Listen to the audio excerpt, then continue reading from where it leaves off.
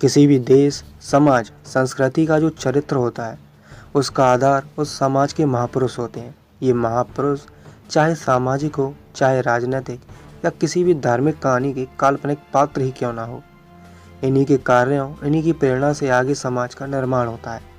वैसे तो हमारी संस्कृति में आदर्श पुरुषों की कोई कमी नहीं रही। ऐतिहासिक महापुरुष तो हम गिन भी लें, पर पौराणिक आदर्श तो इतने हैं कि शायद ही कोई गिन सके। पर क्या हो कि आपके तथाकथित आदर्श महापुरुष जो अपने आप को श्रेष्ठ और संस्कारी कहलाते हैं, कोई कहता है वे महान कर्मों के कारण श्रेष्ठ हुए, तो कोई कहता है सात्विक आहार से श्रेष्ठ हुए। ये अपने आप को बड़ा चरित्रवान मानते हैं। वो चरित्रवान महापुरुष व्यभिचार में कितने अव्वल थे, इस आज की वीडियो में आपको पता चलेगा। क्या हो कि जो आदर्श जिन्हें हम अपनी लाइफ का हीरो समझते थे, वो विलन निकले। इसके दो ही कारण हो सकते हैं, या तो हमने इन आदर्शों को समझा नहीं, या फिर हम आदर्श ही गलत चुनते आए। आपने अभी तक कई कहानियाँ टीवी सीरियल में, मूवीज़ के माध्यम से सुनी होंगी, सुनाई भी होंगी। आज मैं भी कुछ कहानियाँ सुनाई देता हूँ।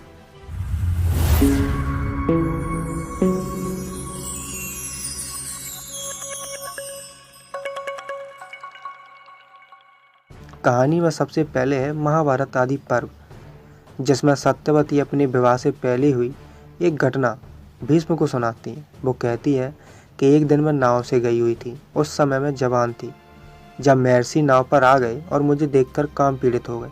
मैंने कहा, मैं अपने पिता से डरती हूँ और आपके श्राप से भी। तब महर्षि कहते हैं कि पिता से मत डरो, मुझसे डरो, किसी को कुछ पता नहीं चलेगा।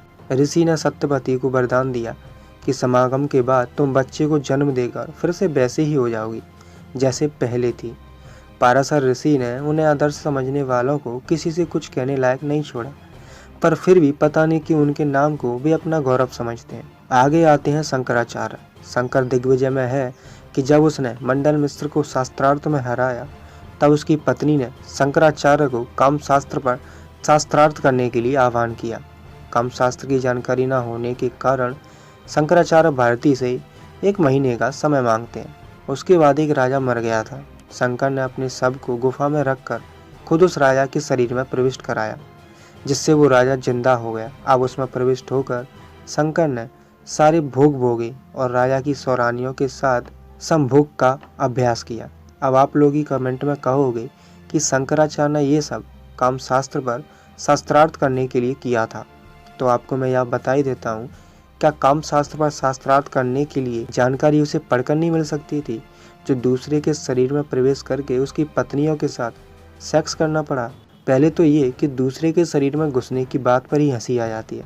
भले ही ये सब कथा काल्पनिक हो, लेकिन दूसरों की सौरानियों के साथ संभोग करने की कथा जिसके नाम पर है, उसे जगत गुरु कहकर प्रचारित किया जाता है। एक जगह और महाभारत में बृहस्पति और ममता की एक कथा आती। ममता बृहस्पति के बड़े भाई की पत्नी थी। ममता के मना करने पर भी बृहस्पति ने उसके साथ जबरदस्ती की, यानी बलात्कार किया।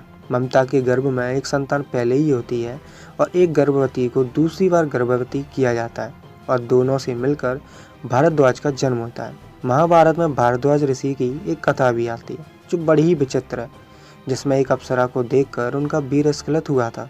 ऋषि भारद्वाज गंगा तट पर तप करते थे। बहुत कठिन व्रतों का पालन और उनके यज्ञों का अनुष्ठान होता था। वे स्नान करने के लिए सुबह ही गंगा तट पर गए। वहाँ घृतार्ची नामक अप्सरा स्नान के वस्त्र बदल रही थी। उसका वस्त्र थोड़ा सा खिसक गया। उसे देखकर ही हमारे ऋषि का वीरपात हो गया। उसने उस वीर को यज्ञ कलश में, यानी कि दोने में रख दिया। उस दोने में रखे वीर से एक लड़का पैदा हो गया, जिसे द्रोण ही नाम दिया गया। इसे पढ़कर बायोलॉजी के स्टूडेंट जरूर सदमे में आ गए होंगे। हो सकता है उन्होंने अपना माथा भी पटक लिया हो कि वीर को दोने में रखने से कोई बच्चा कैसे पैदा हो सकता है। ये उच्च कोटि का विज्ञान हमारे ग्रंथों, हमारे शास्त्रों में ही मिल सकता है। महाभारत अनुशासन पर्व अध्याय 2 में सुदर्शन की एक कथा आती है। कथा कुछ ऐसे है कि सुदर्शन की अनुपस्थिति में उसके घर कुछ बामन आए हुए होते हैं। अतिथियों ने सुदर्शन की पत्नी के साथ संभोग करने की इच्छा प्रकट की। सुदर्शन की पत्नी ने बामनों की इच्छा की पूर्ति की।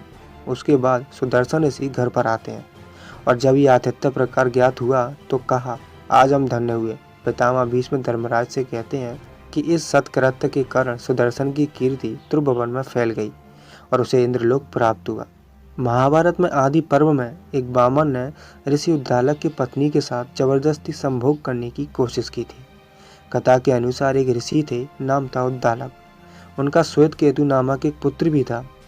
एक समय उद्दालक, उनकी पत्नी और श्वेत केतु तीनों एक साथ बैठे थे। इतने में ही बामन आया और श्वेत केतु की मां का हाथ पकड़कर कहा, हे युवती, मेरे साथ चलो, और उसको लेकर चल दिया। इससे श्वेत केतु तो बड़ा क्रोधित हुआ, लेकिन श्वेत केतु को कुपित देखकर उनके पिता उद्दालक ने कहा, बेटा क्रोध ना करो, अत्यंत प्राचीन काल से ये धर्म चला आ रहा है। यानी कि शादीशुदा औरत के साथ अगर कोई बामन जबरदस्ती संभोग करे तो महाभारत के अनुसार ये धर्म का लक्षण है। तभी तो आज आज़ादी के इतने सालों बाद भी हमारी सृष्टि करने वाली नारी आज भी हंसिया पर खड़ी है, अपने सम्मान की लड़ाई लड़ रही है। नारी को देवी की तरह पूजने वाले समाज में आज नारी की हालत क्या है ये आप अच्छे से जानते हैं, जिसका कारण ये व्यभिचारी आदर्श ही है। मंदिरों के बलात्कारी ब्राह्मणों पर मध्यवर्ती यात्री बर्नियर ने लिखा है कि जगन्नाथपुरी के रथ यात्रा के उत्सव के समय एक सुंदर कन्या का जगन्नाथ से विवाह किया जाता है। मूर्ति के पास बैठाकर उससे कहा जाता है कि रात को जगन्नाथ तुमसे मिलने आएंगे और उन्हें जो आवश्यक होगा पूछ लेना। रात के समय चोर दरवाजे से कोई जगन्नाथ नहीं बल्कि पुजारी उस मंदिर में चला जाता है और उस कन्या के साथ संभोग करता है, और जो चाहता है वही उस बेचारी को विश्वास दिला देता है।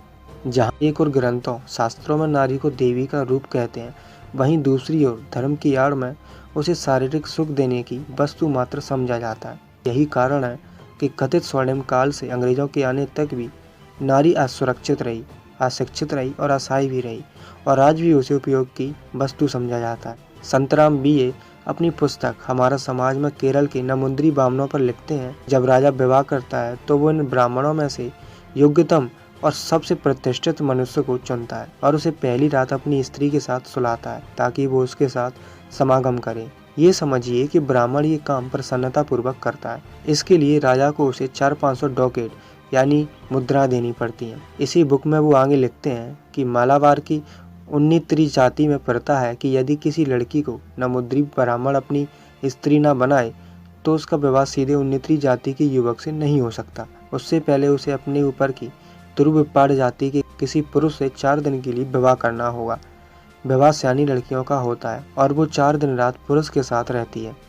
तुरुवेप्पाड़ भेंट पूजा लेकर चला जाता है। अब उस कन्या का विवाह किसी उन्नीत्री से किया जा सकता है। सुरेंद्र अज्ञात जी इस पुस्तक में लिखते हैं कि नमुद्री ब्राह्मणों ने अथर्ववेद के मंत्रों के आधार पर मालाबार, कालीकट आदि में उन्नीत्री, तुमुरी आदि जातियों की नारियों के साथ सौगात मनाने व उनके साथ विवाहित पतियों से पहले संभोग करने का अधिकार प्राप्त करके धार्मिक व्यभिचार व धार्मिक वैश्यावृत्ति को अवश्य शुरू किया।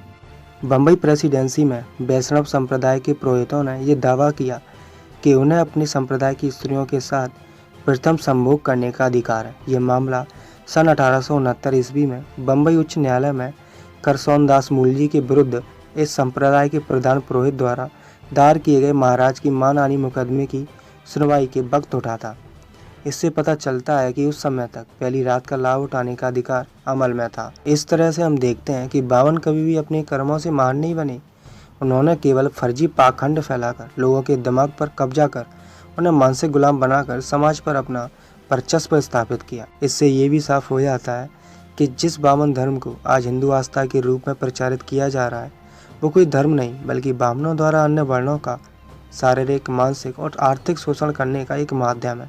किसी भी देश, समाज, संस्कृति को ऐसे आदर्श दो जिससे केवल लिखने वालों का फायदा हो। यही हमारे समाज के साथ हुआ।